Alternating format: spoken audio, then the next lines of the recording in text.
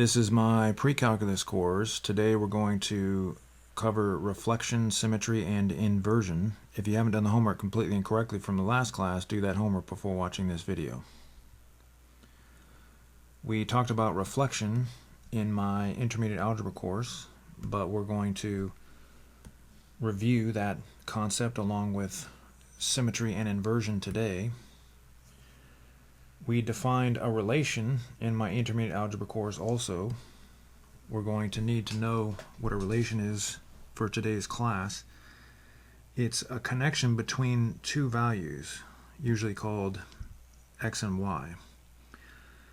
And we can write relations in many different ways, but here's the most common ways. We can write relations with equations. We have an example here and an example here of relations written as equations. And again, these are called relations because the equation shows a relationship between x and y. We can also write relations in table form. We have an example here and an example here. And we can write relations in graph form. We have an example here and an example here. So we're going to, again, use the idea of a relation in today's class. But let's first review the idea of reflection across the x-axis.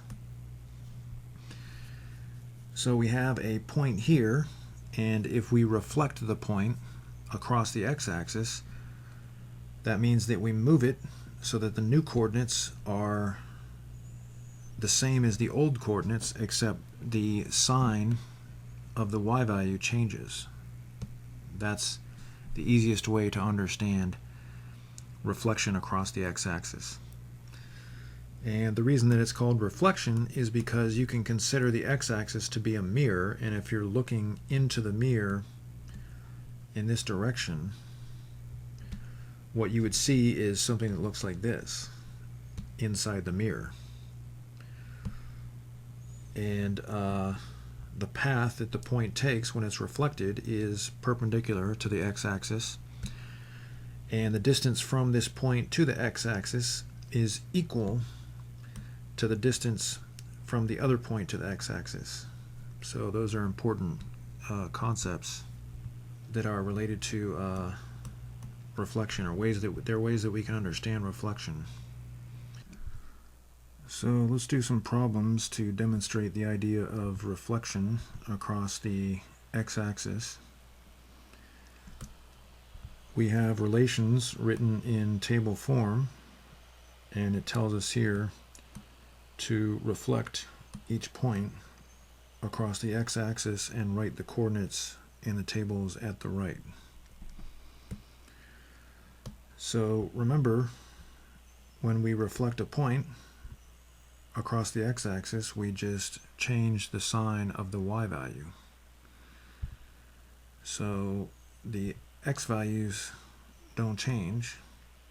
I'm just going to write all the x values,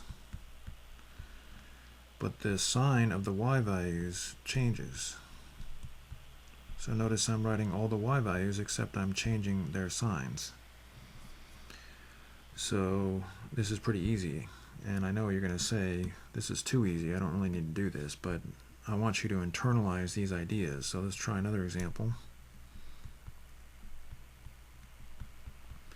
I just rewrote the x values, but I'm going to change the sign of the y values, because again, we're reflecting the points across the x-axis. So pretty easy, as you can see. Now, I know you're going to say, I don't really need to do this, but I want you to do it anyway. So go ahead and try number 3 and number 4, and when you come back, we'll do it together. Alright, we're back, so I'm going to rewrite all the x values. They don't change, but I'm going to change the sign of the y values. So if you got that right, good. And now let's do number 4. So I'm going to rewrite the x values. No difference there. And I'm going to rewrite the y values, but instead of positive 0.1, I'm going to put negative 0.1, and I'm just going to change all the signs. So if you got that right, excellent. Again, I know what you're going to say. You're going to say this is too easy, but I want you to internalize the idea of reflection across the x-axis. We're going to talk about reflection across the y-axis also, and something called reflection across the origin later on in this class. So now it says relations are written below in the form of graphs.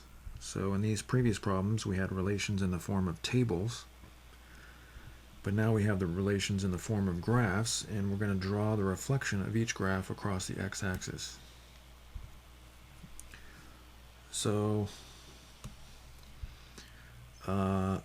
each one of these points is going to move up across the x-axis, and again, if you have a mirror on the x-axis and you're looking into the mirror, what would you see on the other side? Well, you'd see a shape obviously that looks something like that. So that's what we're doing here. Another way to think about this is rotation. That's the way that I like to think about it. I like to think of an axle going through the x-axis. So there's an axle, and the entire page is going to flip around that axle. It's hard to draw because it would actually be coming out of the screen.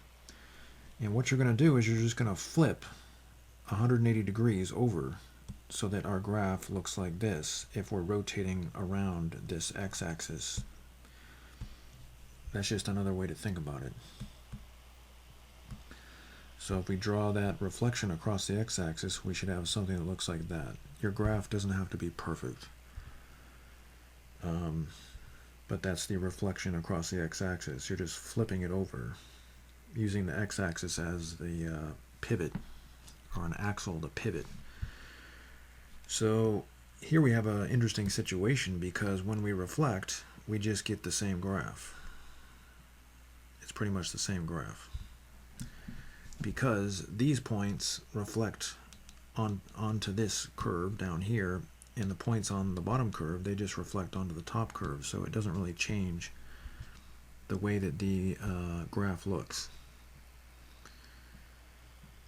So we're going to learn later on today that in this situation, this graph is said to be symmetric about the x-axis when you reflect, but the graph doesn't really change the way it looks.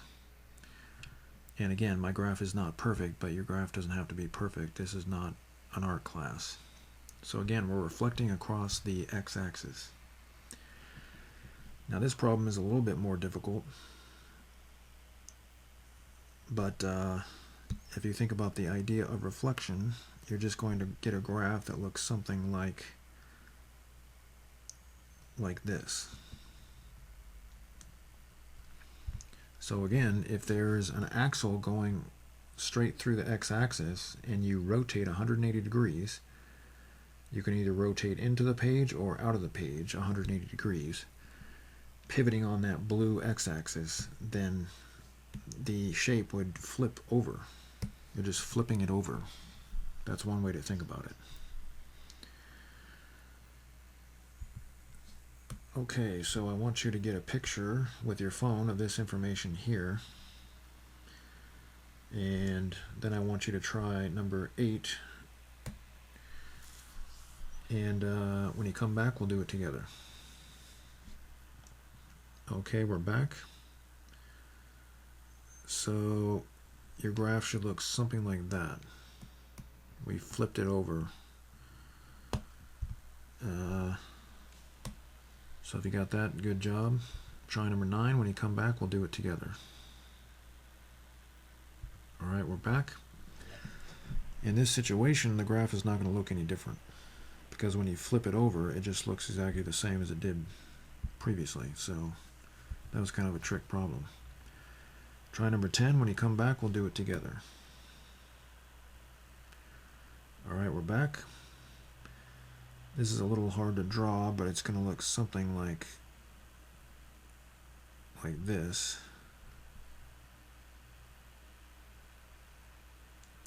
Again, your graph doesn't have to be perfect. So if you got something like that, excellent. I think I actually drew that wrong. It almost looks correct, but not quite. It should look something like this. Well, it's still not perfect, but you get the point. Okay, so we talked about relations in table form and relations in graph form and how to reflect across the x-axis. Well, now we're going to move to equation form and reflect relations in equation form across the x-axis. So remember, all we do is just change the sign of the y value. So if we want to reflect this relation across the x-axis, we just replace y with negative y. And it's that simple. We had y over here, but then we replaced it with negative y over here. That's all you have to do. And again, this is review from my intermediate algebra course. So let's try another one. We're going to replace y with negative y in the equation. Now we can simplify. Negative y to the third power is just negative y to the third power. And there you go. You can leave it in that form. When you raise a negative to an odd power, the negative just comes out of the base. Let's try another one. We're going to change y to negative y.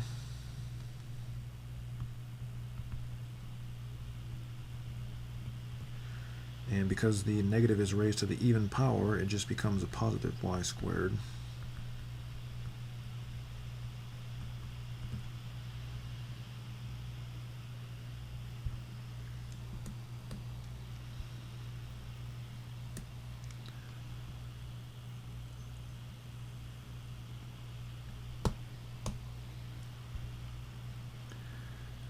Let's try one more. So I'm going to change y to negative y again, and that's all you have to do. So go ahead and try number 15. When you come back, we'll do it together. Okay, we're back. So I'm replacing y with negative y. If you got that right, good job. Try 16. When you come back, we'll do it together. Alright, we're back. Again, replacing y with negative y, we get the following equation. So the graphs of these equations are reflected across the x-axis in comparison to the original, compared to the graphs of these original equations.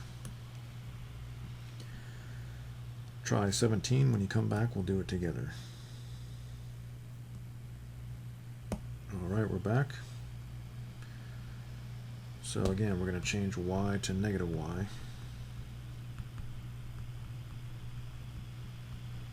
And we're raising to an even power, so the negative just goes away. So there you go. You want to simplify if you can. Whoops. I forgot to write the cotangent. The cotangent function. There we go. So if you got that right, good. Now notice that in this case the equation didn't really change much. In fact, in this case up here, and this case that we just did here, the equation didn't change at all, really. So that means that the graph of the original equation is symmetric about the x-axis. We'll talk about what that means later on in the class. So go ahead and try 18. When you come back, we'll do it together. Okay, we're back. So I'm going to replace y with negative y again. And then we're going to simplify. Because it's an odd power, the negative comes out, and then you're done. So if you got those answers, good job. So we reflected across the x-axis by simply changing the y value to a negative y, or changing the sign of the y value. It might start off positive, then change to negative. It might start off negative and then change to positive. Well, now we're going to reflect across the y-axis. When you reflect across the y-axis, you simply change the sign of the x value, but the y value stays the same. So let's do some practice problems. Here we're going to reflect the points in the relation in table form across the y-axis. So now we change the sign of the x values, but the y values, we can just rewrite those because those don't change. But now I'm going to write the x values and change the sign of each x value. So there you go. So let's try number 20. So the y values don't change, but the x values, the sign changes. So there you go. So I know this is easy, and you're going to say, well, I don't really need to do this, but I want you to internalize what it means to reflect across the y-axis. So we're going to do a lot of these types of problems. So try 21 and 22. When you come back, we'll do it together. Okay, we're back. So the y values don't change. So I'm just going to rewrite those. But the signs of the x values, they change. So if you got that right, excellent. Now let's do number 22. So again, the y values don't change, so I'm just going to rewrite those. But the signs of the x values change.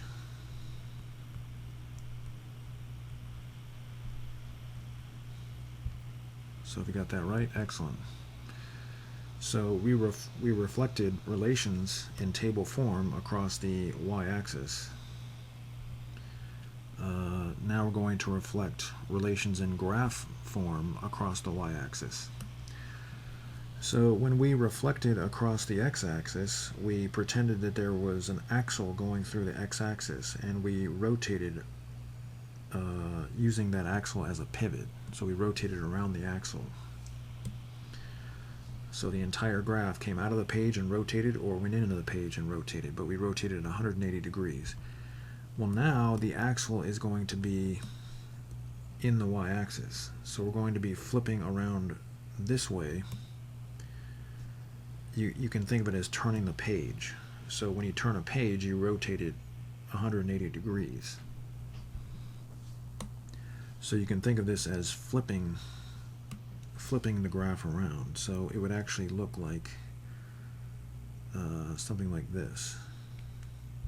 That's the graph reflected across the y-axis. Now in this case, when you flip around the y-axis, it doesn't change the shape because it's symmetric about the y-axis. So when you reflect, it doesn't change the way it looks. Using the y-axis as an axle, a pivot point, if you flip around 180 degrees, you just get to the same graph. So now let's try this problem. So in this case, our graph is going to look something like this. Again, your graph doesn't have to look perfect, but there you go. Alright, so take a picture of all this information. And I want you to try 26 And when you come back, we'll do it together. Alright, we're back. So your circle should end up somewhere over here. If you got that right, good. So we're flipping the graph over. We're flipping it this way, across the y-axis. You can think of it that way, but it's technically reflection. Try 27. When you come back, we'll do it together. Alright, we're back. So in this case, this graph is symmetric about the y-axis. So when you reflect it about the y-axis, or if reflect it across the y-axis, that is, it doesn't change the graph. So if you got that right, good. Try number 28. When you come back, we'll do it together. Alright, we're back. So your graph should look something like this. If you got that right, excellent. Okay, so we reflected relations in table form across the y-axis, and we reflected relations in graph form across the y-axis. As you can imagine, now we're going to reflect relations in equation form across the y-axis. Now, when we did this reflecting across the x-axis, we changed y to negative y in the equation, but now we're reflecting across the y-axis. So we replace x with negative x. And that's it. That's all you have to do. So let's replace x with negative x. And then we're going to simplify. It's an even power, so the negative sign just goes away. Let's try another one. Again, changing x to negative x.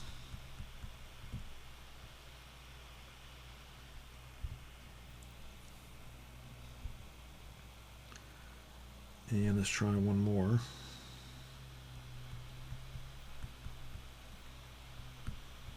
Changing x to negative x.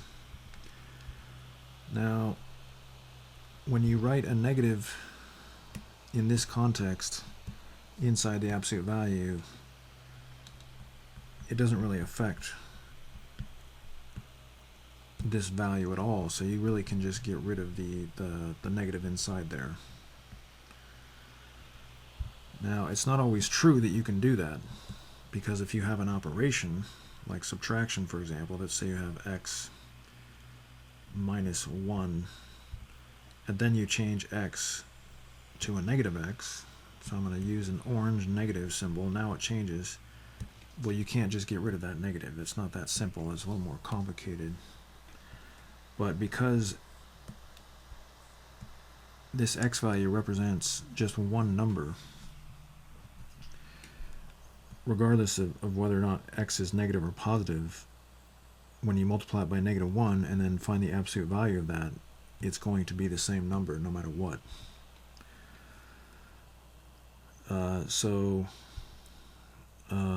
This is another example where the equation really didn't change. So that means that the graph of the original equation is symmetric about the y-axis. And again, we'll talk about what that means later on. So I want you to try number 33, replace x with negative x and simplify. We're reflecting the relation across the y-axis. When you come back, we'll do it together. Okay, we're back. So I'm replacing x with negative x.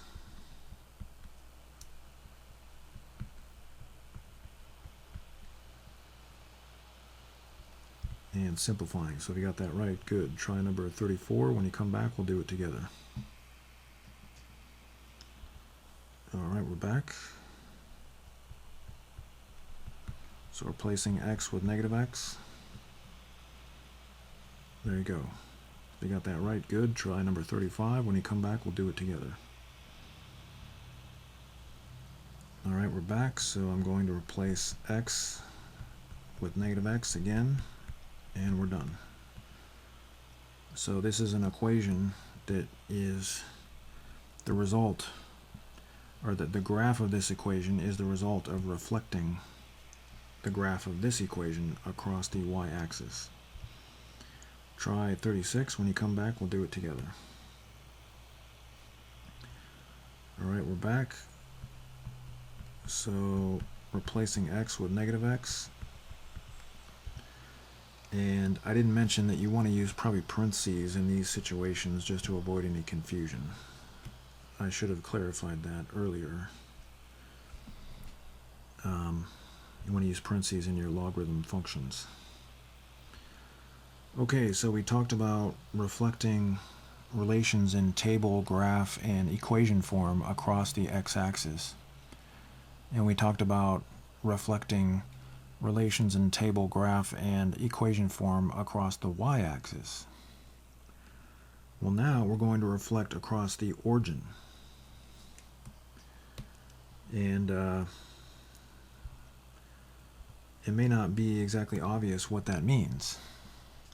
In the previous problems, we reflected across an axis, either the x-axis or the y-axis. The x-axis and the y-axis are lines. When we reflect across the origin, which is this special point here, we're not reflecting across an axis, we're reflecting across a point. You can reflect across any point. For example, if I draw a point up here, the reflection across that point is this point over here. So you draw a path from the original point to the point of reflection, then you move along in that same direction with the same length on the other side. This length is the same as the length from the original point to the point of inflection, or reflection, and your new point is up here. So that's what it means to reflect across a point. I know that's kind of weird to think about that. Now, in the math curriculum, generally we're only going to reflect across the origin. You're not going to have to worry about reflecting across any other points. So when you reflect across the origin, you go straight through the origin, right there, and then whatever that length is, you go that same length along the same path until you get to your point that is reflected across the origin. Now that seems kind of complicated, but the good news is it turns out that the new reflected point is going to have the same coordinates as the original point. The only difference is that the signs are going to change. So you see the signs down here, they changed signs. The coordinates changed signs. So if you want to reflect a graph that way, it's very easy to do it, because all you're doing is just changing the signs of the x values and the y values. So in order to demonstrate this principle, we're going to reflect each point across the origin now. Now we're reflecting across the origin. So we have points at the table at the left, and we're going to write the same exact coordinates, except we're just going to change the signs. So the signs of all the x values and the y values. When we reflected across the x-axis, we only changed the signs of the y values. When we reflected across the y-axis, we only changed the sign of the x values. But when you reflect across the origin, you change the signs of the x values and the y values. So let's try another one. I'm going to rewrite all the coordinates, but I'm going to change the signs.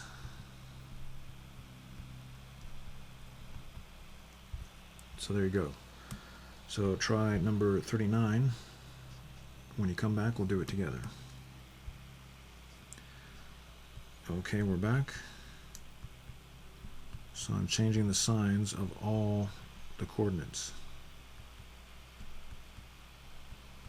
So there you go. If you got that right, good. So now let's try number 40. Again, changing the sign of all the coordinates. This is what it means to reflect across the origin. You're just changing the sign of all the coordinates.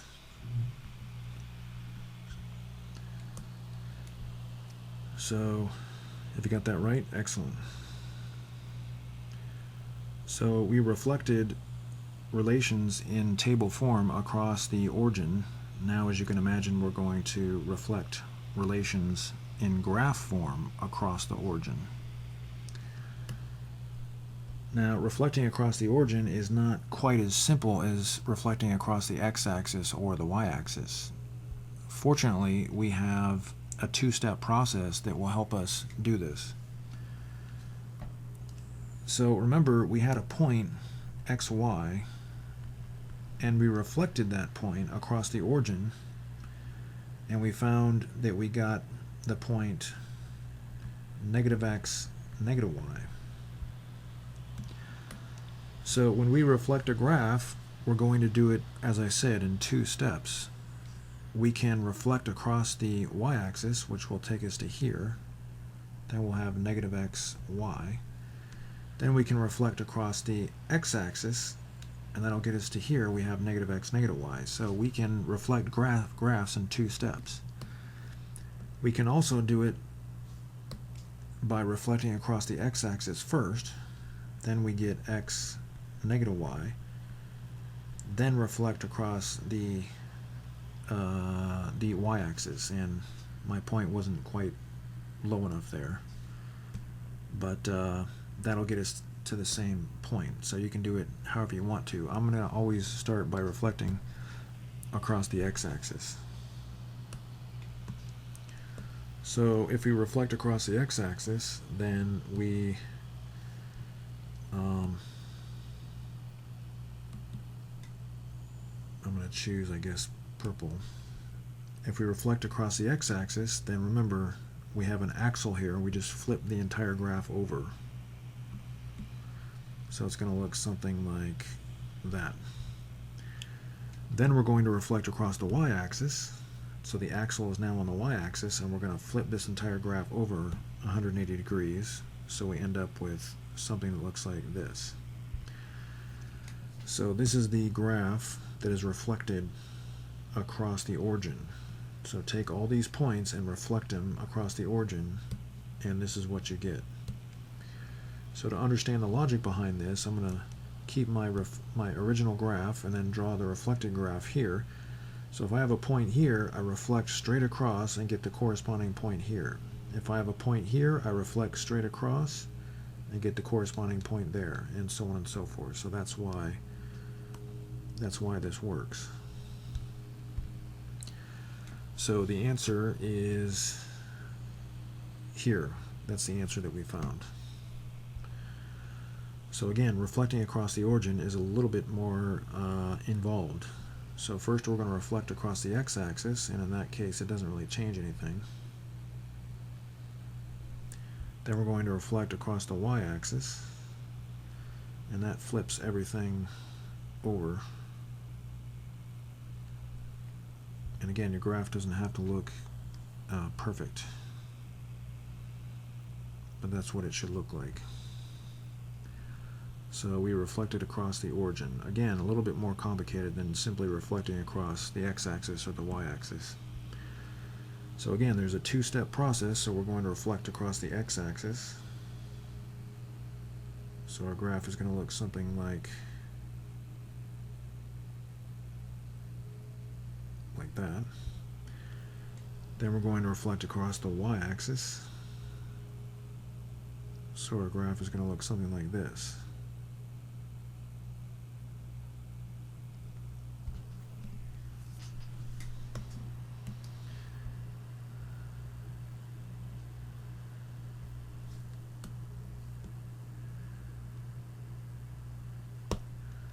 I might want to move this over a little bit, but again, it doesn't have to be perfect. Actually, I should probably redraw these because I don't feel that I did a very good job on those. So probably should, reflecting across the x-axis would look like more like this.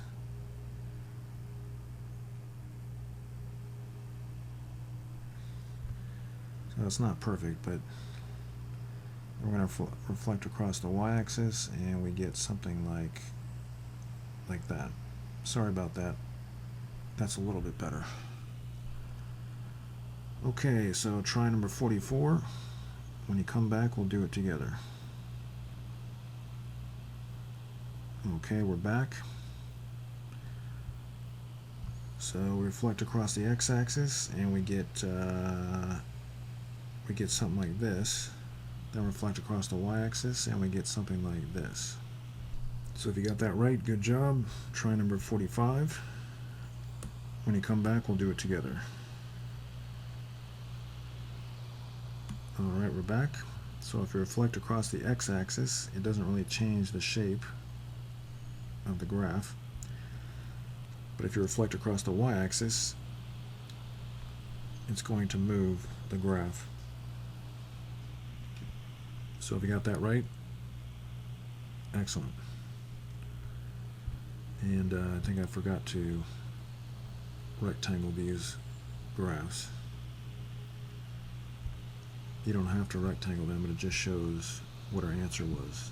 Try number 46. When you come back, we'll do it together. Alright, we're back. So I'm going to reflect across the x-axis. So then our triangle is going to look something like this. Yeah, it doesn't have to look perfect. Then I'm going to reflect across the y-axis, and our triangle should look something like this.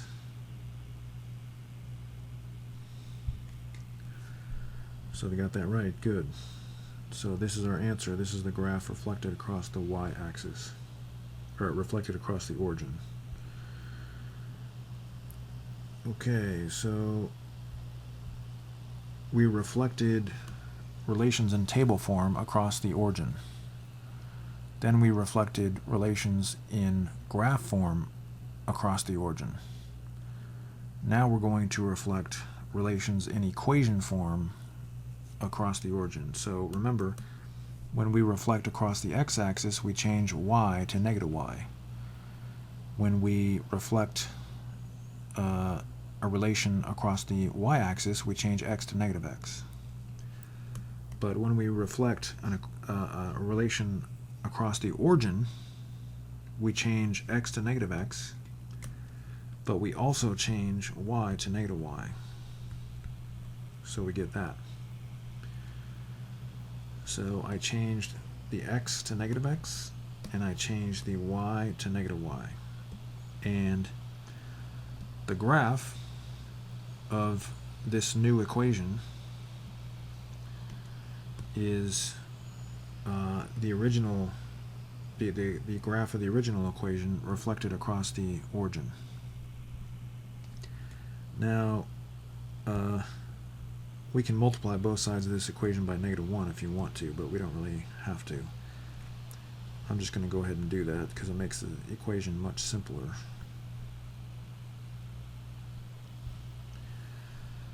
Okay, so let's try another one. I'm going to change y to negative y, and I'm going to change x to negative x. You have to change the signs of both because we're reflecting across the origin. So raising to an odd power, the negative doesn't go away, but raising to an even power, the negative does go away. So you're left with this equation. So the graph of this equation is the graph of the equation that you see here reflected across the origin. So let's try a couple more of these. I'm going to change both y and x so that we have a negative in front. So I changed y to negative y and x to negative x. That's an even power, so the negative just goes away, and there's nothing we can do inside the trigonometric function. So let's try one more. I'm going to change x to negative x. I should use parentheses in the logarithm. And y to negative y. So there you go. I want you to try number 51, and when you come back, we'll do it together. Okay, we're back. So I'm going to change y to negative y, and I'm going to change x to negative x. And the negative just comes out of the parentheses because it's an odd power. Then we can multiply both sides of the equation by -1 and get y is equal to x to the 5th and simplify. So notice that the modified equation and the original equation are the same. That means the graph of the original equation is symmetric about the origin. We're going to talk about what that means later on. Okay, so go ahead and try 52, and when you come back, we'll do it together. Alright, we're back. So again, I'm going to change y to negative y.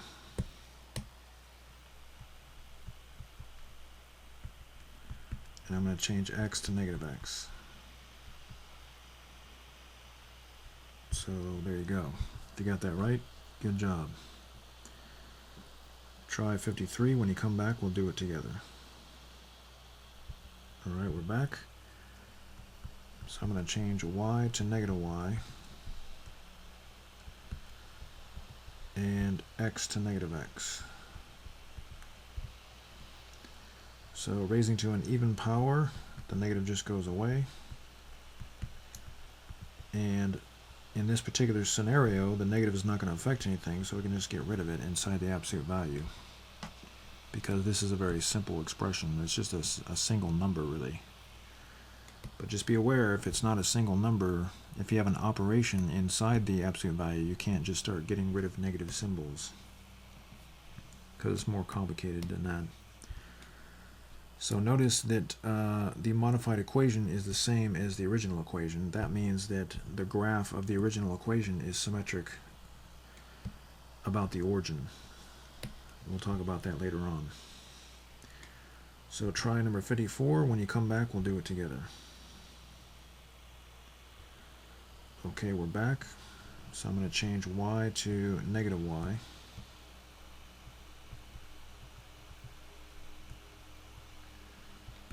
And I'm going to change x to negative x. So then the negative is going to come out because it's an odd power, and we want to use parentheses for the log function to reduce any confusion. So there you go. If you got that one right, excellent. So now we're going to review the opposite angle identities that we learned in my trigonometry course.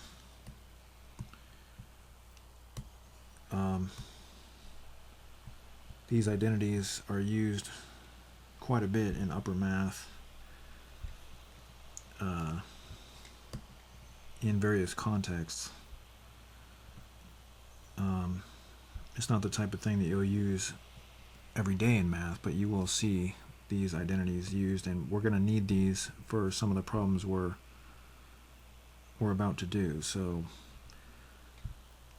cosine of an opposite angle, meaning different sign. If you put a negative, it changes the sign of the angle measure.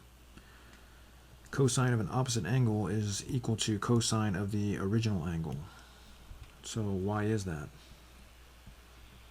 Well, it's very easy to prove. So let's say that theta is in the first quadrant, or it terminates in the first quadrant. So then your corresponding triangle is going to look like that. We'll call the adjacent side x and the hypotenuse r. Remember, cosine theta is defined to be the adjacent side, or the length of the adjacent side, divided by the length of the hypotenuse. Now, let's compare that to the same angle measure except the opposite sign. That means we're going to rotate clockwise, and our angle measure is going to be negative theta. And so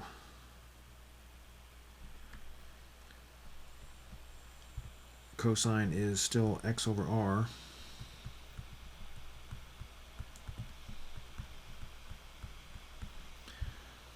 And the ratio of x and r is going to be the same. The same ratio that you get up here. So r is always defined to be positive when you're simply calculating the value of trigonometric functions. And because the angles terminate in the first quadrant, or in this case the fourth quadrant, x is going to be positive in both cases, which means that cosine theta and cosine negative theta are both equal to the same ratio. So it's very easy to prove the opposite angle identities using that logic.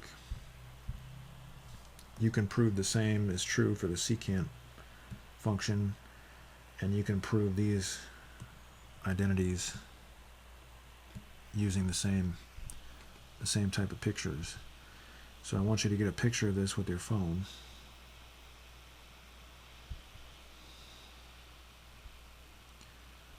And we're now going to go into the idea of symmetry. So before we talked about reflection. Reflection is an action. When you reflect a graph or a point, you're moving the point. It's an actual action that is being performed. But it's important to understand that symmetry is a characteristic of something. It's not an action. You're not doing something. You're just noticing a characteristic of a relation, or the graph of a relation, or the equation of a relation. So first, let's talk about symmetry about the x-axis. And even though symmetry and reflection are different in some ways, they're very similar in other ways. They're related topics. So that's why we're talking about these together today. So a graph is symmetric about the x-axis if for every point x on the graph there exists a point x negative y that is also on the graph. So if you take one half of the graph, the half above the x-axis, and then reflect it across the x-axis, you get the other part of the graph. But this is the way that the graph was before any reflection occurred. So we say that the graph is symmetric about the x-axis. So let's do some example problems. Again, all this means is that this side of the graph looks the same as this side of the graph. It looks like this side is reflected across the x-axis to get this side, and this side is reflected across the x-axis to get this side. So we say it's symmetric. It's the same on the top and on the bottom. That's what symmetry means.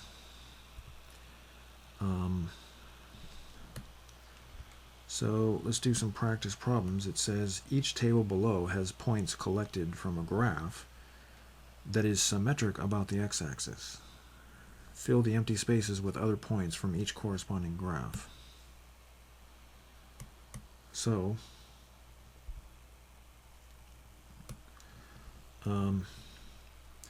we know the point 6, 2 is on the graph. But what that means is that 6, negative 2 must also be on the graph, because we know that the graph is symmetric about the x-axis. So again, look at this if you're not quite sure what's happening here. 7, 8 is a point on the graph, so that means that 7, negative 8 must also be in the graph, because this particular graph, again, it's symmetric about the x-axis. So for every point x, y, there must be a point x, negative y.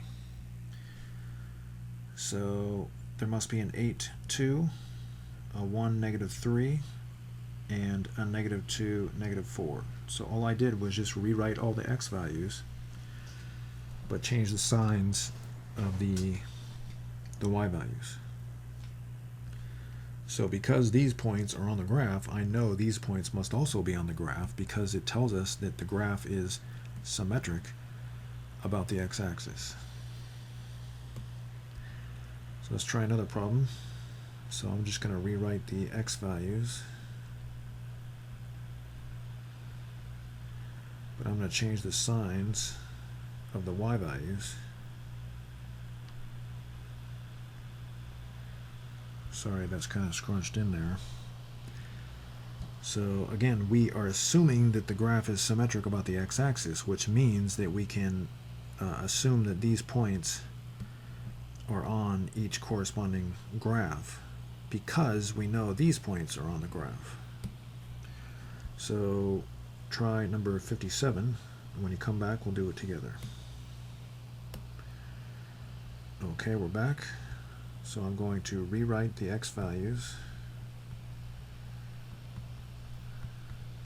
I'm going to change the sign of the y values.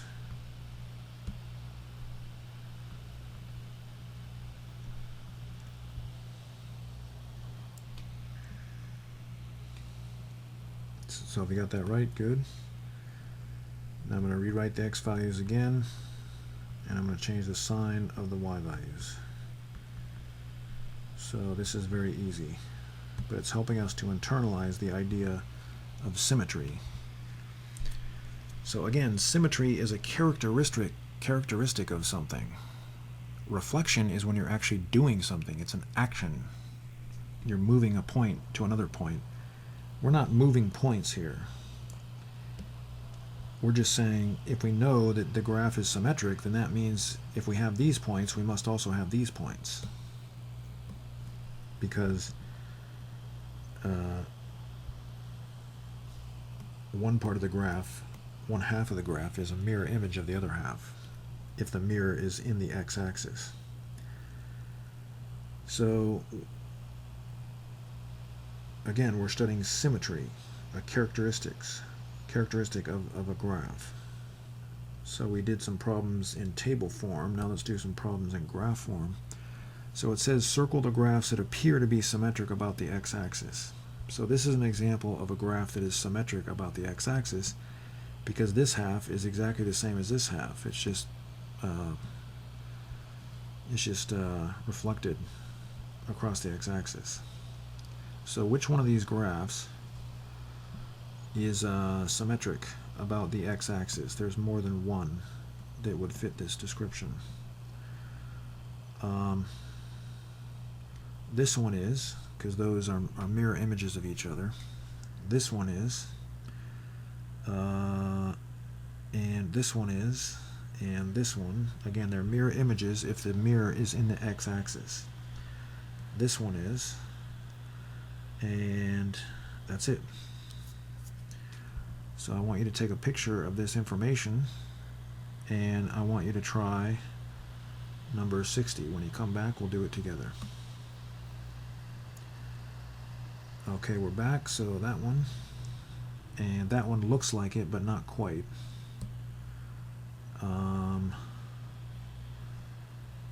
This one, this one, this one, and that's it. This one's a little tricky over here, but it's not symmetric about the x-axis. So there you go. If you got those right, excellent. So we did practice problems demonstrating symmetry with tables, and we did practice problems demonstrating symmetry with graphs. Well, of course, now you can imagine we're going to move on to equations. How can we tell if the graph of an equation is symmetric about the x-axis if we're only given the equation? Well, let's say that we have this equation here, and we want to know if the graph of that equation is symmetric about the x-axis. Remember, if a graph is symmetric about the x-axis, then that means for every point xy on the graph, we also have the point x negative y. So how do we show that for every point xy we also have the point x negative y? Well, we're going to use letters to represent any number. Instead of plugging in, for example, 2 for y, we're just going to say we have some y value. We don't know exactly what the y value is, but just we have some y value, and let's say that we're going to plug it in. We plug it in, and we see that x is equal to whatever y squared is. So we plug in y, and x is y squared. But now let's plug in negative y. If we plug in negative y, we see that x is equal to the same thing when we simplify. If we plug in positive y, we see that x is y squared. If we plug in negative y, we see that x is also equal to y squared. So what this means is that if we plug in positive y or negative y, we get the same x value. So it proves symmetry about the x-axis. Now, I know that that's kind of complicated to think about because we're not using actual values. We're just using hypothetical y values and coming up with hypothetical x values. But that's the logic behind this. But you don't really have to know or understand that logic. Here's what you do. If you want to know if the graph of an equation is symmetric about the x-axis, all you do is replace y with negative y, then you simplify, and if you get the exact same equation that you started with after simplifying, then that proves that the graph of the original equation is symmetric about the x-axis. And we can see in this particular example, because the original equation is the same as the new equation, that means the graph of the original equation is symmetric about the x-axis. So again, we talked about this previously when we were reflecting graphs across the x-axis.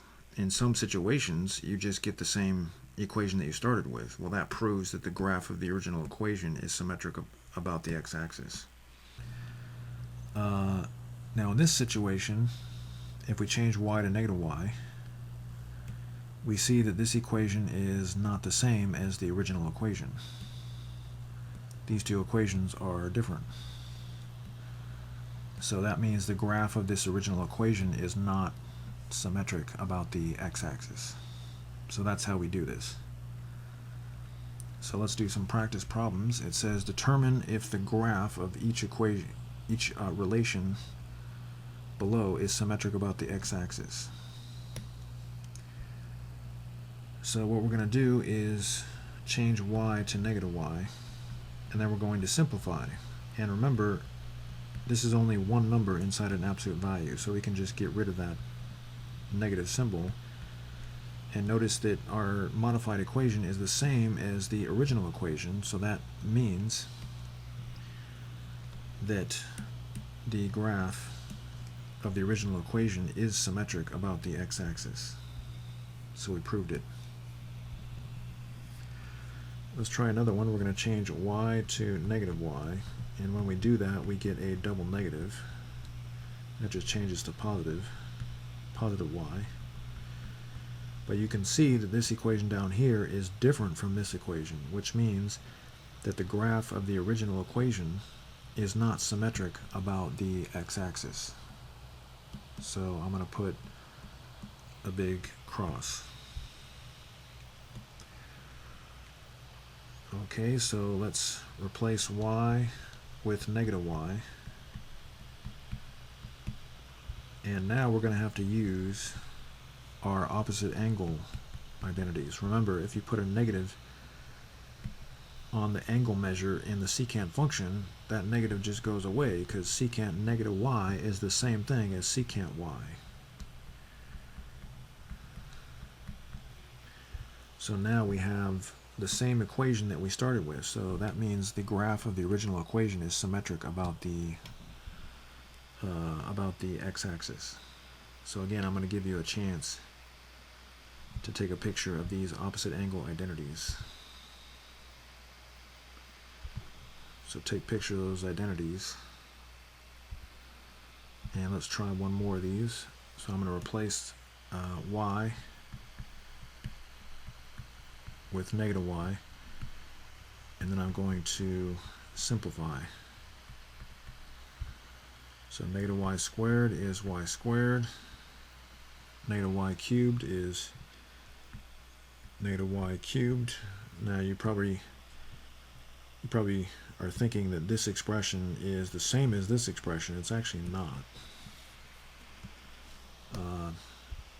You need to write the notation properly.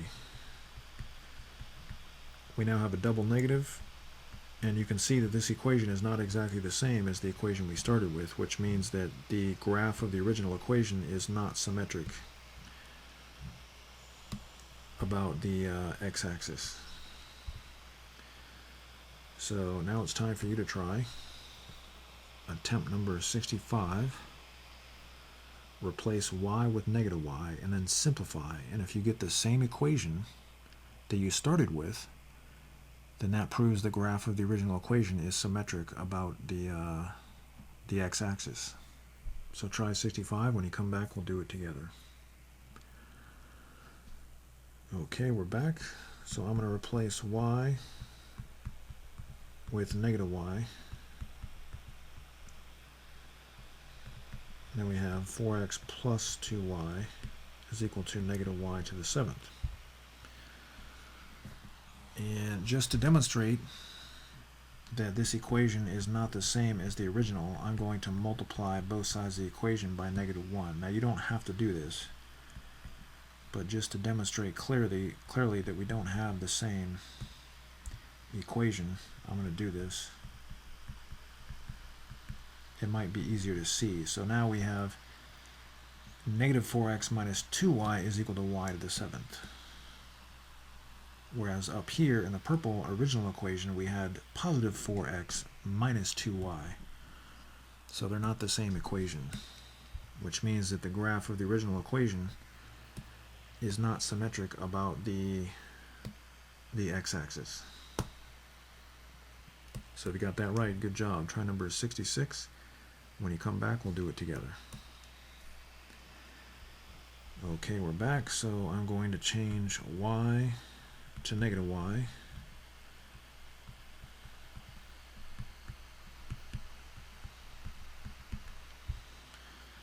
And absolute value of negative y, well, that's just going to be absolute value of y. So I simplified, but there's nothing we can do about this red negative y. So the equation that's the modified form is not the same equation that we have up here. There's a slight difference.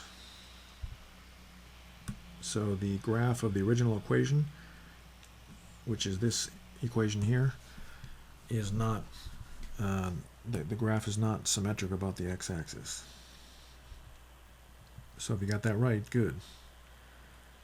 Go ahead and try number 67. When you come back, we'll do it together. All right, we're back. So I'm going to change y with negative y. And then I'm going to simplify. There's a lot of different ways that you could do this. A lot of different ways that you can simplify. Then I'm going to multiply both sides of the equation by negative 1.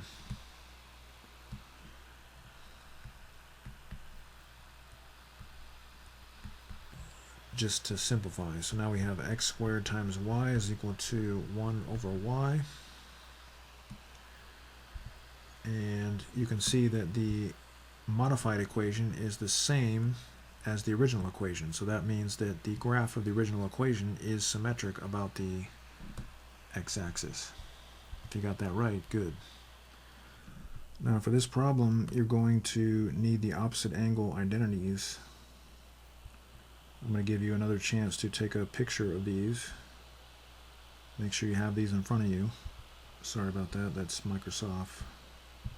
They haven't fixed that problem on OneNote in about 4 years. Okay, so go ahead and try number 68. Make sure to use the opposite angle identities on this function and this function, and when you come back we'll do it together.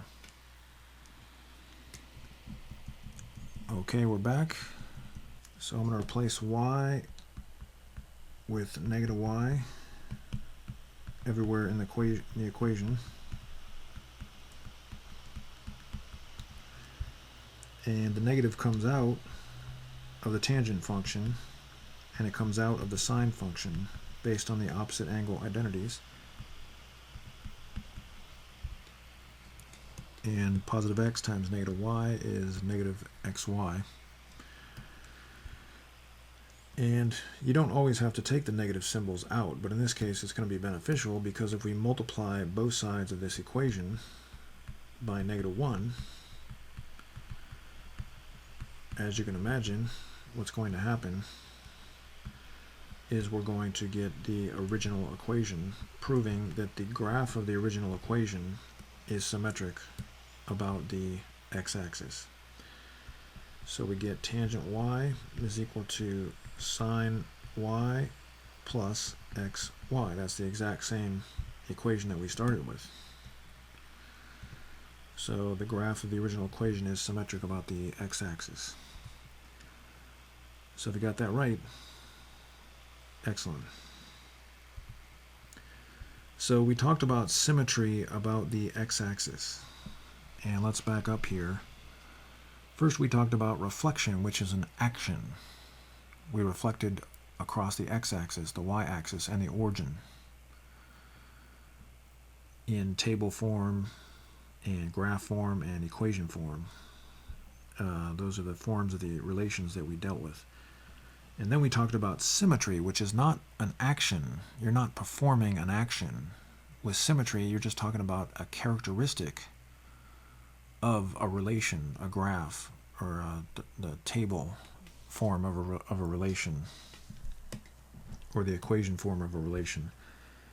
So we talked about symmetry about the x-axis. Well, now we're going to talk about symmetry about the y-axis, as you can imagine. And here's an equation that is symmetric about the y-axis. This half looks exactly the same as this half. The halves are simply mirror images if we assume the mirror is in the y-axis. And very simply put, a graph is symmetric about the y-axis if for every point xy on the graph there exists a point negative xy that is also on the graph. So very simple. So it says here, each table below has points collected from a graph that is symmetric about the y-axis. So we know this relation in this table is symmetric about the y-axis. Fill the empty spaces with other points from each corresponding graph. So I know these points they correspond to our relation between x and y. They're points on the graph. And I know the graph is symmetric about the y-axis. But if the graph is symmetric about the y-axis, then that means for every point xy, we also have the point negative xy. So I'm going to rewrite the y values because they're not going to change. But if I have 6, 2, I know I must have negative 6, 2 also. If I have a 7, 8, I have to have a negative 7, 8 also, and so on and so forth. Because we know the graph is symmetric about the y-axis, if we have these points on the graph, we must have these points also. So we change the signs of the x values, but we don't change the y values. So this is a very similar concept to the idea of reflection, and that's why we're studying these things together. So let's rewrite the y values. they don't change, but the x values, they change sign.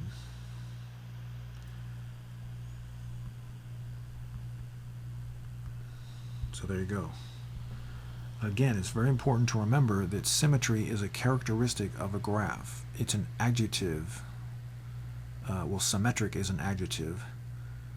It's a characteristic. It's describing the graph. Reflection is actually performing an action on a graph. So that's how they're different. One of the ways that they're different. So try 71 and 72. When you come back, we'll do it together.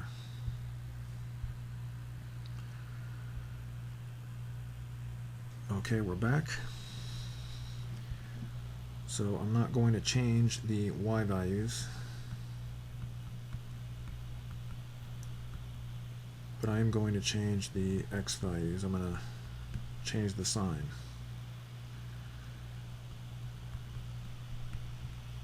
So if you got that right, good job.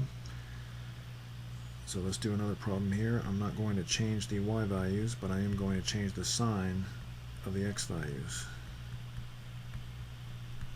So they got that right? Excellent.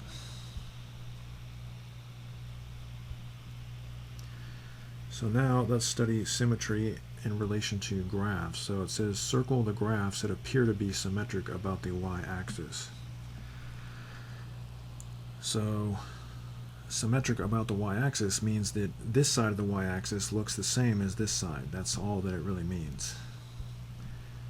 And you can see that we have symmetry here about the y-axis, and symmetry here, and it looks like we have symmetry here, but that's kind of ambiguous because that's not really centered properly. But just to make that easier to understand, I'm going to move that over a little bit. So it does appear to be symmetric because this side of the graph is the same as this side. So we'll circle that. And this is symmetric about the y-axis, and that's about it. Okay, so I want you to take a picture of this information, and then I want you to try 74. Circle the graphs that appear to be symmetric about the y-axis. When you come back, we'll do it together. Okay, we're back. So these are the ones that appear to be symmetric about the y-axis. And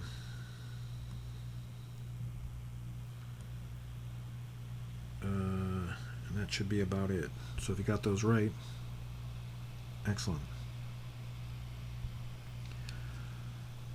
Okay, so we talked about symmetry about the y-axis relating to relations in table form and graph form. So now we're going to move to equation form, as you can imagine.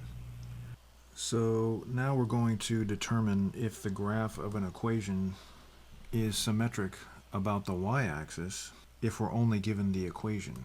So let's say that we have this equation, and we want to know if the graph of this equation is symmetric about the y-axis. Now remember, symmetry about the y-axis means that if you have some point xy on the graph of the equation, you should also have the point negative xy. So this works in the same way the process worked when we tried to determine symmetry about the x-axis, except now instead of replacing y with negative y, we're going to replace x with negative x. Because if a graph is symmetric about the y-axis, that means for every point xy on the graph, there should also be a corresponding point negative xy. Okay, so if we plug in x into the equation, x being any x value, let's say we plug in x to the equation, then we can see that y is equal to x to the fourth plus x squared, right?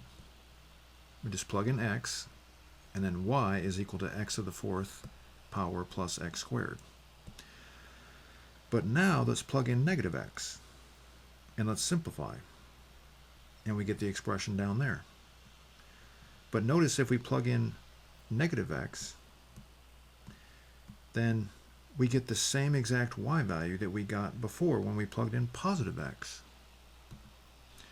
So we just proved that you get the same y value if you plug in x or negative x. So that proves that the graph of the original equation is symmetric about the y-axis. Now in this case down here, when we replace x with negative x, you can see we don't get the same equation.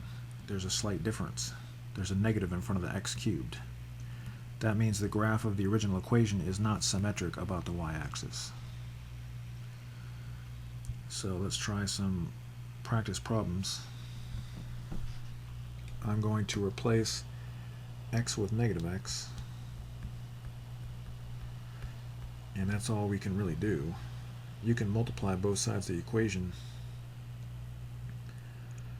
by -1 if it helps you to see, or helps you to compare the two equations.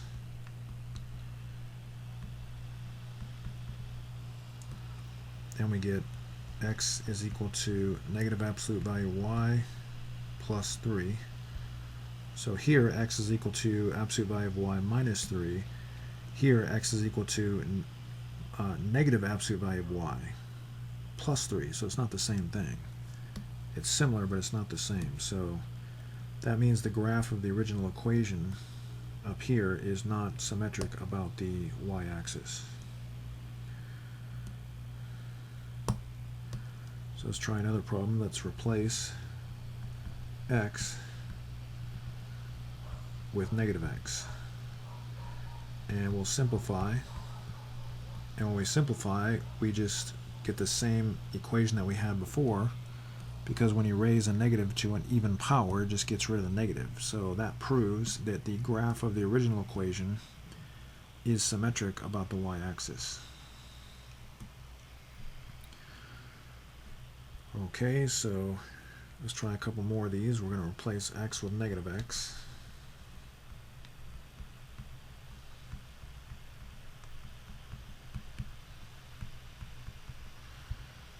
And then when we raise to an even power, the negative goes away, but the negative doesn't go away over here.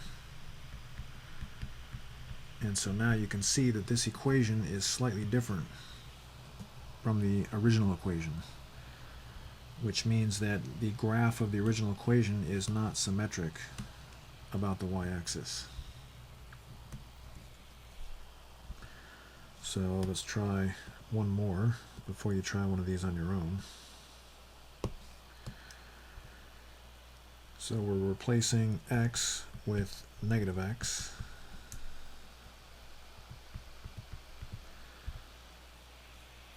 And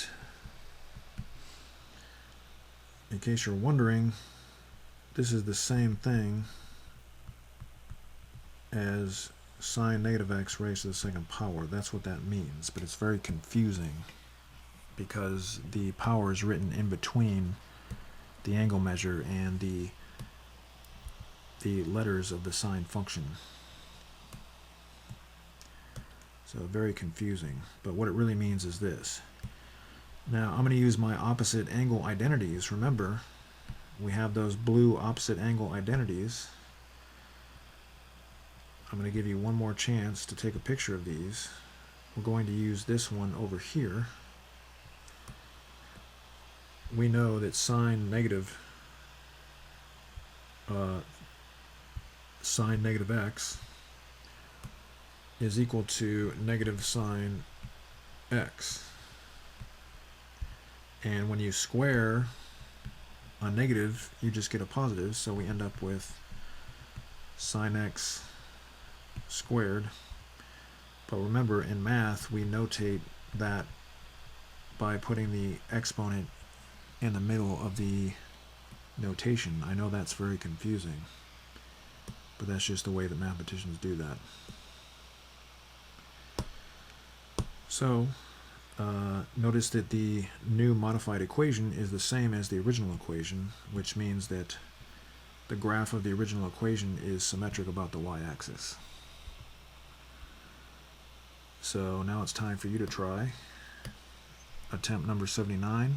Replace x with negative x and simplify, and if the equation that you get after simplifying is the same as the original equation, then that proves that the graph of the original equation is symmetric about the y-axis. Try number 79. When you come back, we'll do it together.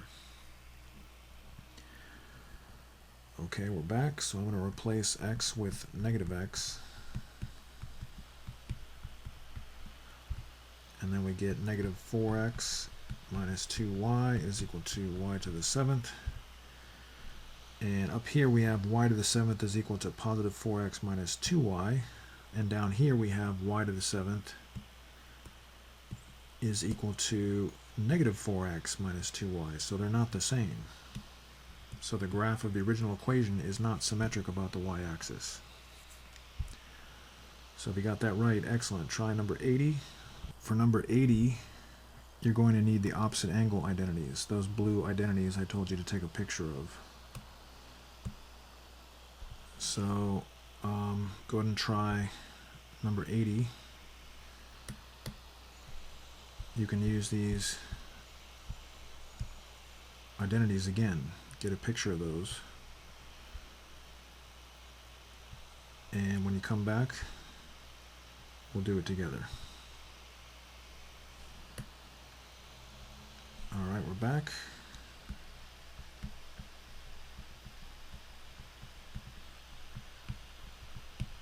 So I'm going to replace x with negative x. And we can take that negative out. It may not really help us to take the negative out.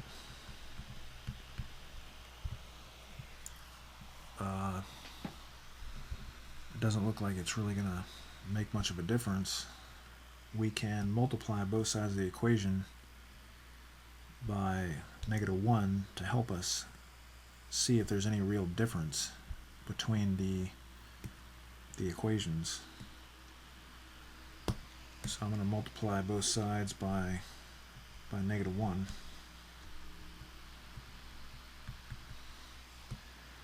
And then we get negative 5 to the y squared plus absolute value of y plus 4 is equal to cosecant x. So here we have cosecant x is equal to this expression. Here we have cosecant x is equal to not the same expression. So the graph of the original equation is not symmetric about the y-axis. So if you got that right, good. Try number 81. When you come back, we'll do it together. Alright, we're back, so I'm going to replace x with negative x. And then, because that's an even power, the negative is just going to go away. And you see we have the same equation that we started with. So that proves that the graph of the original equation is symmetric about the y-axis. If you got that right, good. Try number 82. When you come back, we'll do it together. Okay, we're back, so I'm going to replace x with negative x.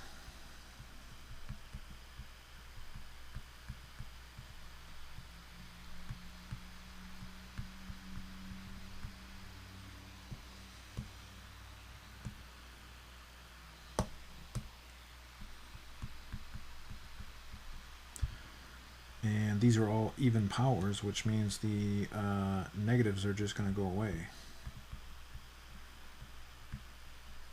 And if the negatives go away, that is all the negatives except this one, because that's not part of the power. It's not in the base of the power.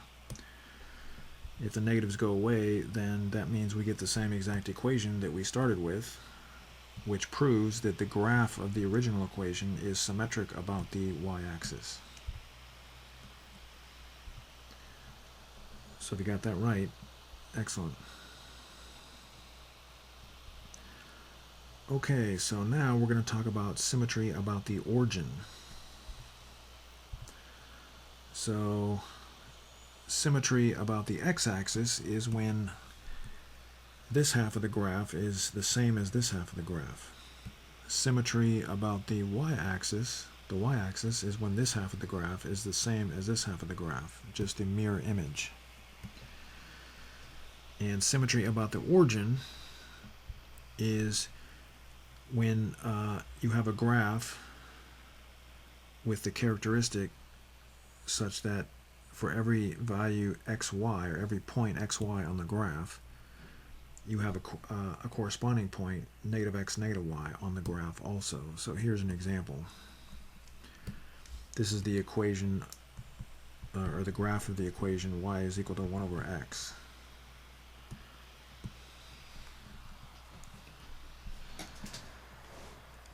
So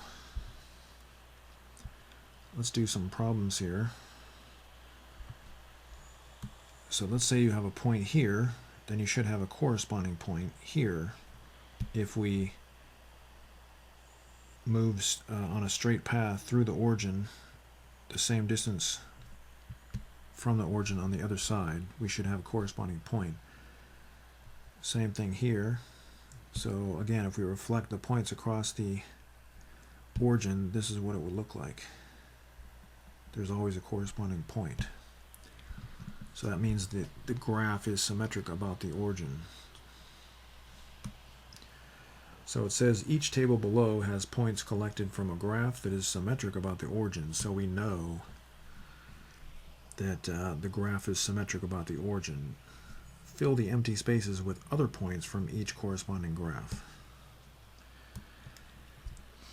So if we know that these points are on the graph and the graph is symmetric about the origin, then that means the points negative 6, negative 2, and negative 7, negative 8, and negative 8, positive 2, and negative 1, negative 3, and 2, negative 4 are also on the graph.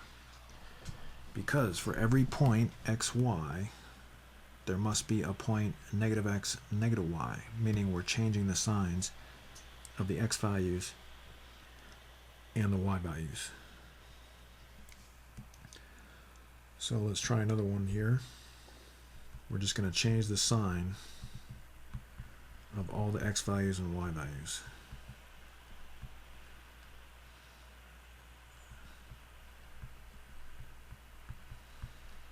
So there you go. So go ahead and try number 85, and when you come back, we'll do it together. Okay, we're back. So I'm going to change the signs of all the x values and the y values.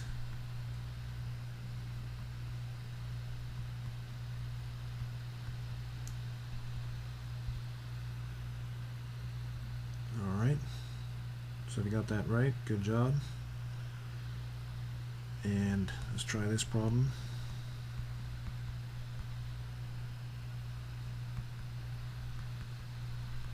So if you got that right, excellent. Just changing the signs of the x values and the y values.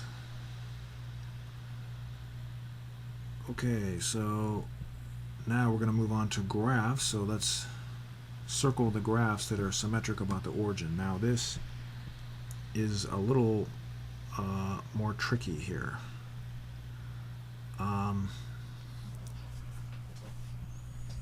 So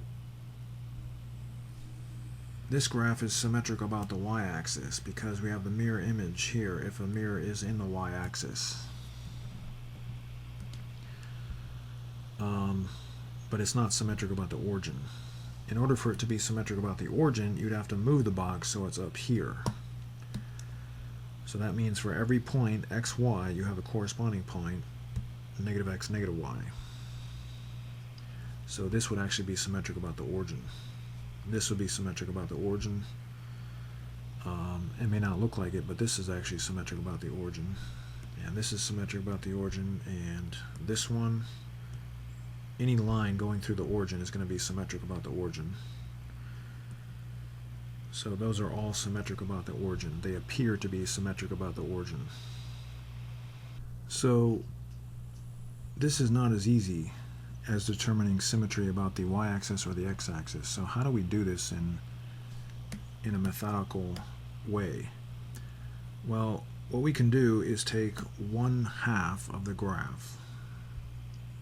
For example, we can take this half down here, and we can reflect it across the x-axis, which would put us up here, something like that. Then we can reflect across the y-axis, so we can flip that over, and we should map onto this graph. I didn't draw it correctly, but it should land right on top of this graph if the original graph is symmetric about the origin. So take 1/2 of the graph. You can take this half, reflect across the x-axis, which should put us down to here. I'm not drawing the graph perfectly.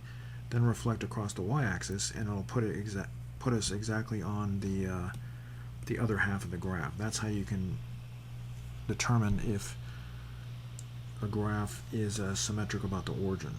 So again, this is a more complicated idea, so try your best. Another way to think about it is choose any point on the graph and ask yourself, is that same point on the graph except with coordinates that have opposite signs? So that would be this point here. So if this point is, say, negative 1, 1, then we should have positive 1, negative 1 on the graph also, which will be there. So that's another way to think about it. But again, it takes more effort, more concentration, not more concentration, but just more thought when it comes to understanding what symmetry about the origin is. So try number 88. When you come back, we'll do it together. Circle all of the problems, or all of the graphs that appear to be symmetric about the origin. Okay, we're back. So this one, this one, this one, this one, this one. That's symmetric about the origin, symmetric about the origin, symmetric about the origin. So if you got those right, excellent. Okay, so we talked about symmetry about the origin in relation to relations in table form, and we talked about symmetry about the origin in relation to relations in graph form. Well, as you can imagine, now we're moving to equation form. So how do we determine if an equation will produce a graph that is symmetric about the origin if all we have is the equation? Well, when we tried to determine symmetry about the x-axis, we changed y to negative y and then simplified. And if we have the same equation as the original equation, then that proved that the graph of the original equation was symmetric about the x-axis. If we wanted to test for symmetry about the y-axis, we would replace x with negative x and then simplify. And if our new equation was the same as the old equation, or the original equation, then that proved that the graph of the original equation was symmetric about the y-axis. So now what do we do? Well, all we do is change both y and x to a negative letter. So y changes to negative y and x changes to negative x. And then we simplify, and if we get the exact same equation, which is the case here, as you can see, that proves that the graph of the original equation is symmetric about the origin. So it's going to look like this here. That's y is equal to 1 over x. It's symmetric about the origin. So every point on one half of the graph has a corresponding point that has the same coordinates, but the coordinates are opposite sign. So here's an example where the graph of this equation is not symmetric about the origin, because if you replace x with negative x and y with negative y and then simplify, you get an equation that's not exactly the same because we have a negative y. So that proves that the graph of the original equation is not symmetric about the origin. So let's try some practice problems. It says determine if the graph of each relation is symmetric about the origin. So I'm going to replace x with negative x, and I'm also going to replace y with negative y, and then I'm going to simplify, and after simplifying I'm then going to compare the new equation to the old equation and ask, are they the same? And the answer is yes, they're the same. So that proves that the graph of the original equation is symmetric about the origin. Turns out this is going to be a hyperbola. That's where you have two parabolas facing in opposite directions.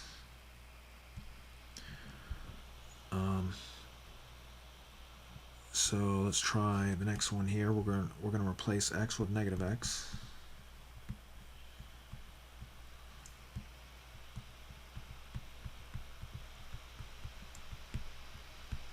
And we're going to replace y with negative y.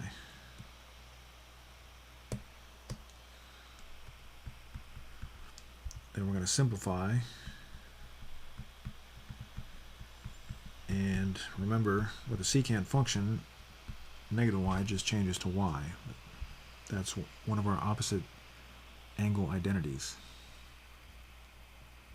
So is this equation the same as the original blue equation? And the answer is no, it's not, because there's one negative, whereas up here we don't have any negatives. So it's not the same equation. So that proves that the graph of the original equation is not symmetric about the origin. Okay, let's try this one. Again, to test for symmetry about the origin, we're going to replace x with negative x and y with negative y. And in these special situations, the negatives can just go away. They're not going to affect anything. And we have the same exact equation that we started with, which proves that the graph of the original equation is symmetric about the origin. Let's try one more. I'm going to replace y with negative y and x with negative x.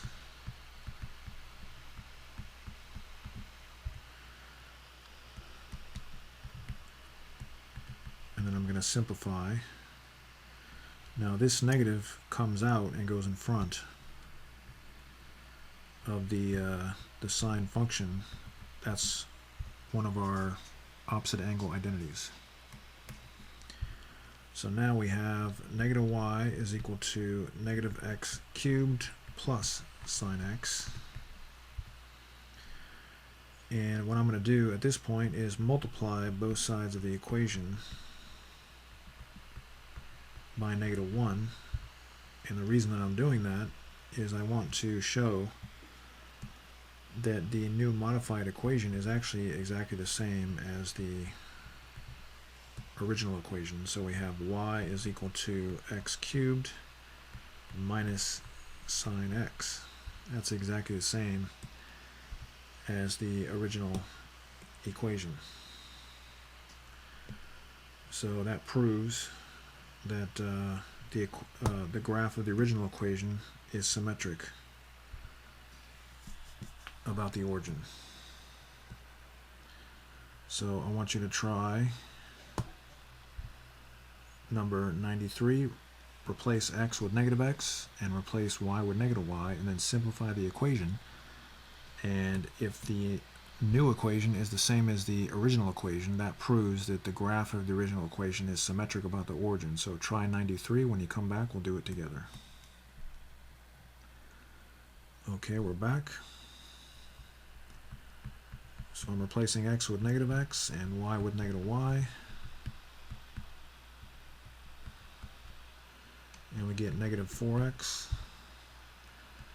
plus 2y is equal to negative y to the 7th. And if we multiply both sides of the equation, by -1.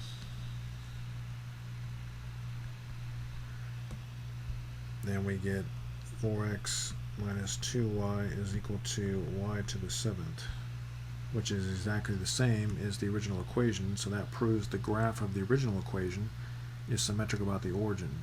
So if you got that right, good. Try 94. When you come back, we'll do it together. Okay, we're back. So again, we're going to replace y with -y.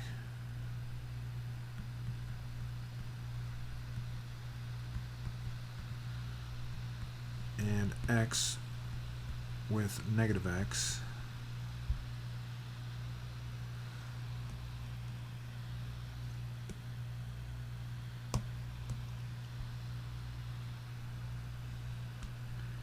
And we're going to simplify. The negative comes out of the cosecant function. And we can multiply both sides of the equation by -1 and show that cosecant x is equal to this expression up here, but cosecant x is equal to the opposite of the expression above, so it's not the same. So that proves that the graph of the original equation is not symmetric about the origin. So if you got that right, good. Go ahead and try number 95. When you come back, we'll do it together. Alright, we're back. So I'm going to replace x with -x and y with -y. And we have x squared times -y is equal to -1 over y. We have -x squared times y is equal to -1 over y. But then we can multiply both sides of the equation by -1. And that'll demonstrate that the graph of the original equation is symmetric about the origin.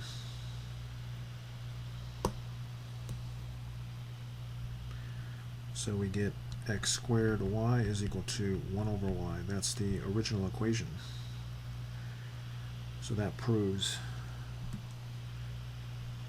that the graph of the original equation is symmetric. Okay, so try number 96, and when you come back, we'll do it together.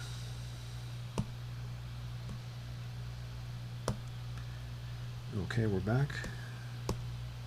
So I'm going to replace y with -y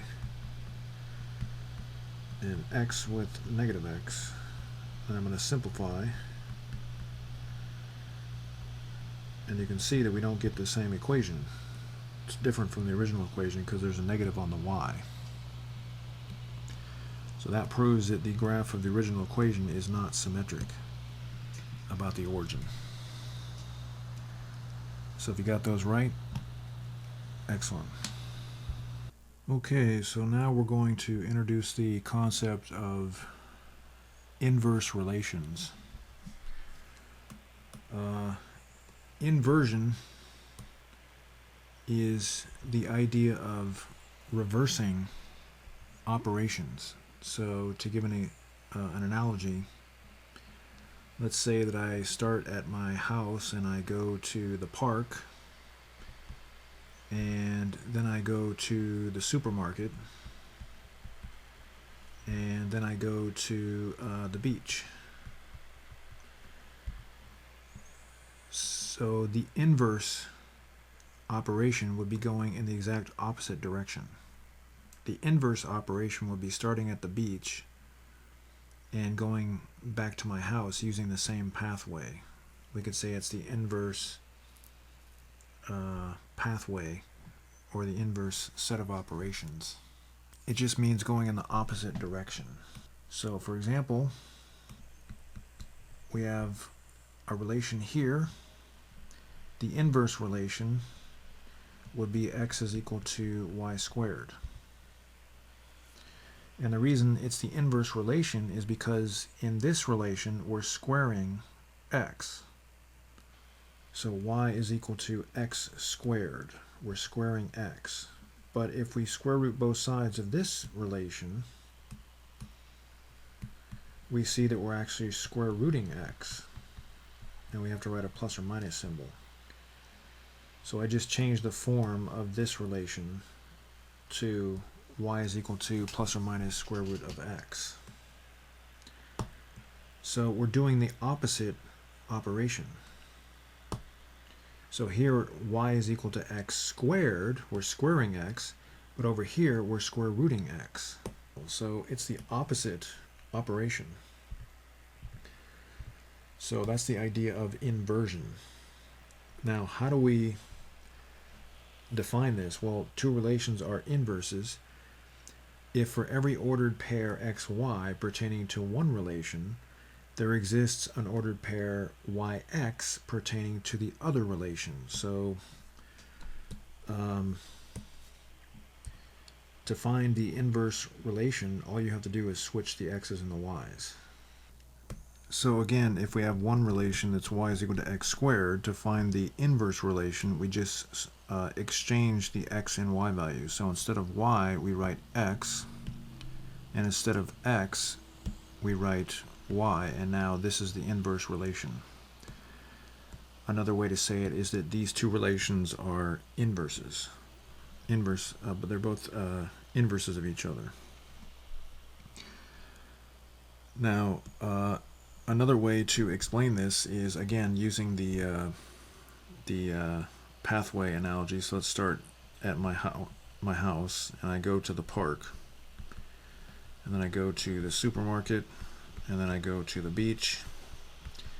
The inverse pathway is starting at the beach and going in the other direction. So what this means in terms of x and y values is if you have one relation such that you plug in an x value and you get y as the second number in the ordered pair, so this point is on the graph of that relation.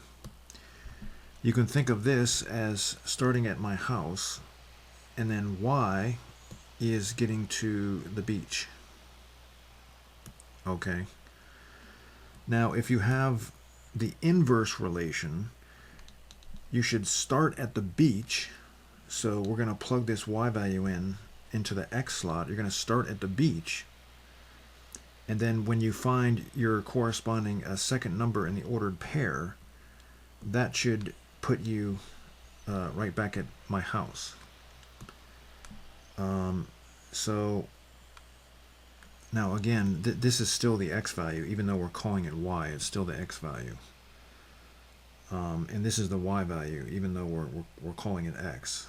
But that's kind of shows you the reasoning behind why the inverse relation is obtained simply by exchanging the x and the y values. So I know that that's kind of difficult to think about, but that's why we can use this as a definition of inverse relations. Two relations are inverses if for every xy value on the graph of one relation, there's a point yx on the graph of the other relation. So we're going to talk about that as we go along here. Now, it turns out that the graph of an inverse relation is obtained by simply reflecting about the line y is equal to x. So if you have a mirror on this line, y equal to x, the graph is obtained by just reflecting the original graph, in this case this green curve. You reflect it across that line. So if this is a mirror, what you would see in the mirror is this red graph. So these graphs are inverse relations. They're the graphs of inverse relations. Now, this is not particularly useful because it doesn't really help us graph. You would think that it would, but it doesn't really help us graph. So we're going to come up with easier ways to find the graphs of inverse relations.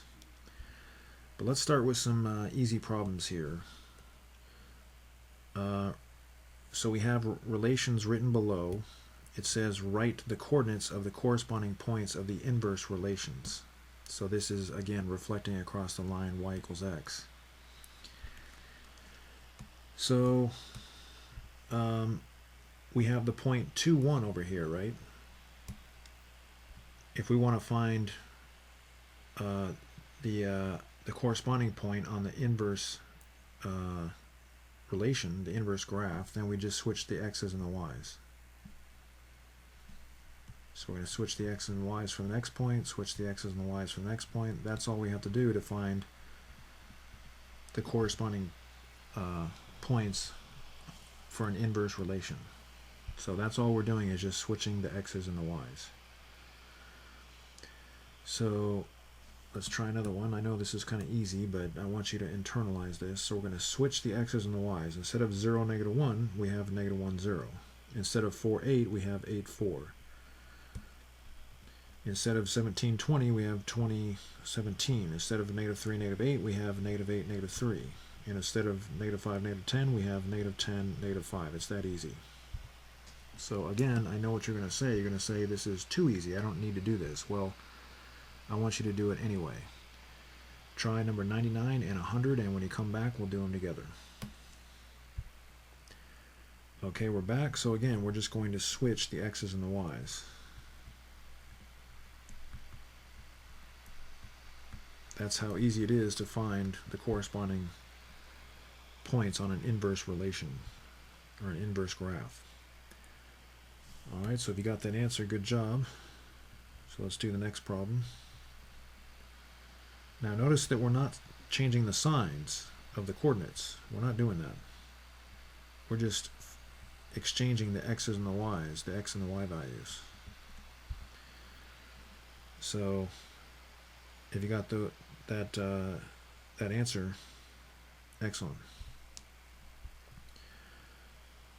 So as I said, it's much easier to find the graphs of an inverse relation by using a two-step process. If you want to find the corresponding point on the inverse relation, then we're going to first reflect across the y-axis. So picture a mirror on the y-axis. We're going to reflect across to get to this point here. Then we're going to rotate 90 degrees to the right. So if you take this and rotate it 90 degrees to the right, it'll end up there. So I'm going to color code these quadrants just so you know how it rotated. So we rotate it over, and you can consider the pivot point to be at the origin.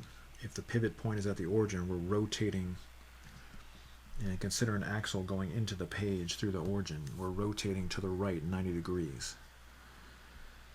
And when you do that, you find that the new point has the same coordinates, except they're switched. Instead of xy, which is what we started with at the left there, instead of xy, we now have yx. We just switched the x and y value. That's what it means to find the corresponding point of the inverse relation. So let's do some practice problems.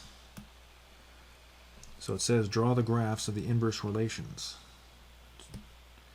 So again, we're going to do this in two steps. We could try to reflect across the line y equal to x, but that's not really very easy. So first we're going to reflect across the y-axis, so that makes the graph look like this.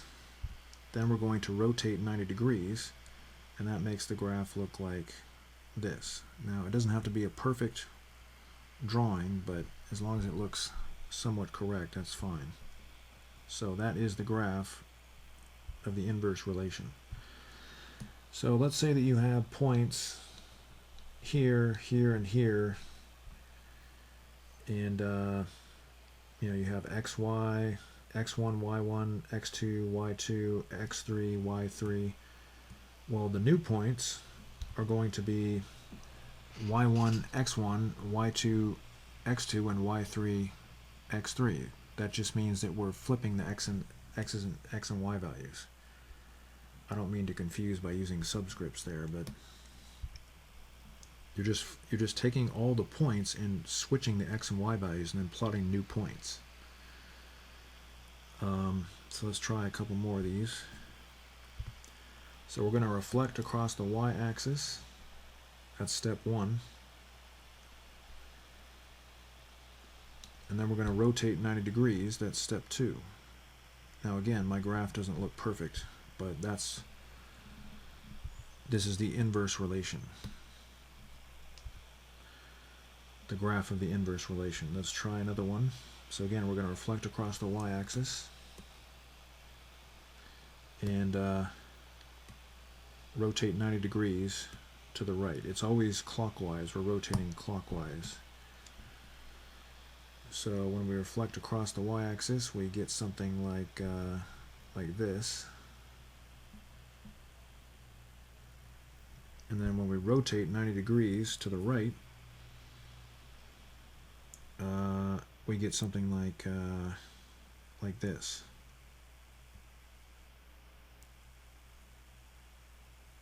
So my graph is not perfect, but that's good enough for now.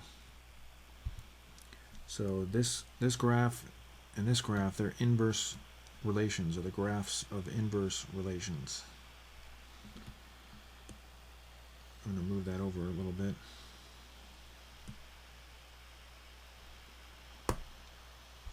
And I forgot to rectangle this one. That's the answer.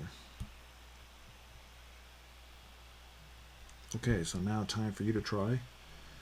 I want you to take a picture of this information here. And I want you to use the first 2 problems to help you. And attempt 104. And when you come back, we'll do it together.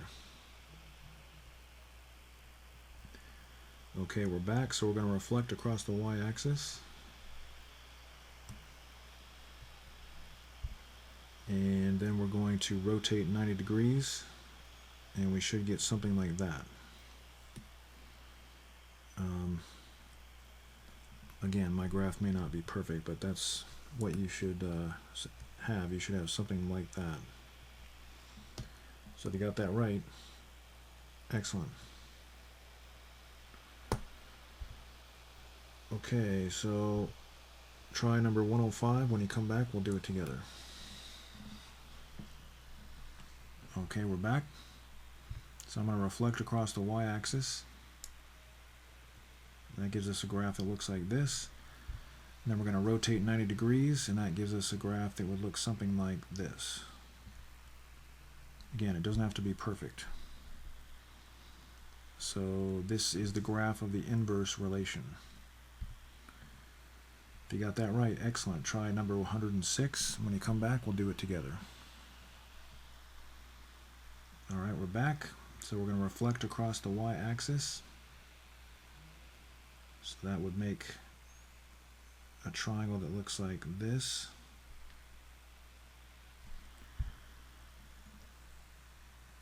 And then we're going to rotate 90 degrees to the right.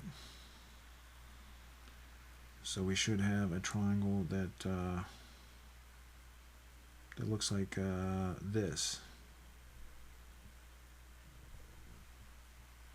Something like that. It's not perfect, but it's good enough. Okay, so if you got that answer, excellent. So the last thing we're going to do today is we're going to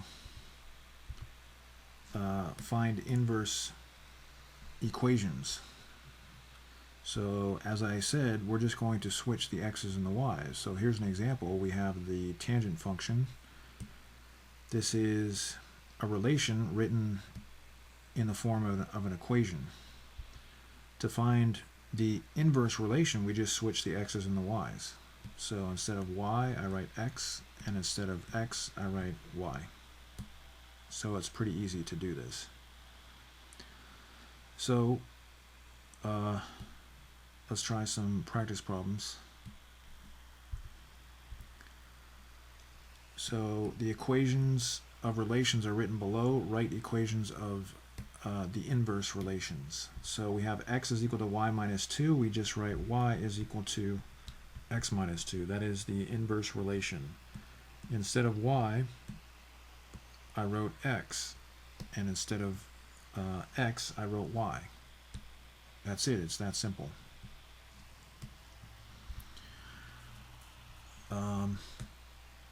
Now, to explain why these relations represent the opposite operations, you'd have to change the form of these equations. For example, here y is equal to x minus 2, right? Y is equal to x minus 2. But over here, if you put the 2 on the other side, you can see that y is equal to x plus 2. So this is y is equal to x plus 2.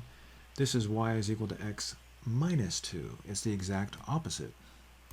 But we can only see that by changing the form of the equation. Or we could change the form of this equation. It doesn't make a difference. This is x is equal to y plus 2. This is x is equal to y minus 2. It's the exact opposite operation. So that's what it means to be an inverse relation. So now, again, we're going to change y to x, and we're going to change x to y, and that's the equation of the inverse relation. Let's do the same thing down here. Change y to x, and change x to y. And that is the equation of the inverse relation. So it's that easy. As you can see, this is really not difficult. But it's very important to understand these concepts. Even though it's not difficult to do these problems, you need to understand these concepts very clearly. So let's do one more of these. We're going to change x to y, and we're going to change y to x, and there we go. We have the equation of the inverse relation. So I want you to try number 111. When you come back, we'll do it together. Alright, we're back. So I'm going to change y to x and x to y, and that is the equation of the inverse relation. So if you got that right, good job. Try number 112. When you come back, we'll do it together. Alright, we're back. So I'm going to change y to x, and I'm going to change x to y, and that is the equation of the inverse relation. So try 113. When you come back, we'll do it together. Okay, we're back. I'm going to change y to x, and I'm going to change x to y, and that's the equation of the inverse relation. So if you got that right, good. Try number 114. Alright, we're back. So I'm going to change y to x, and I'm going to change x to y, and that is the equation of the inverse relation. So if you got that right, excellent. So that was the class today. If you'd like to take screenshots of all the work that we did to help you with your homework or to study for tests, go ahead and do that now. Here's screenshot number 1 and number 2 and number 3 and number 4 and number 5, number 6 and number 7 and 8 and 9, 10, 11, 12,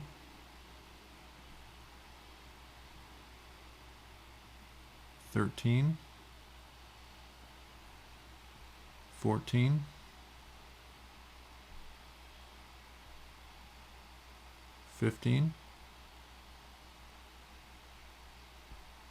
and 16,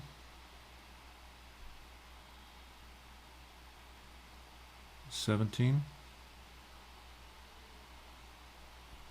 and 18. But don't go before you get your homework. Here's the homework. Remember, the homework is not optional. Here's screenshot number 1 of the homework.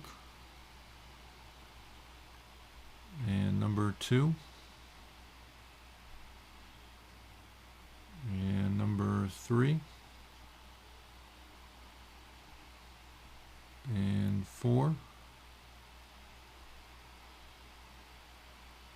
And 5.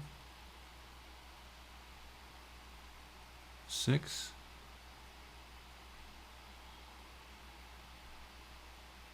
7. And 8. But don't go before you get the answers to the homework.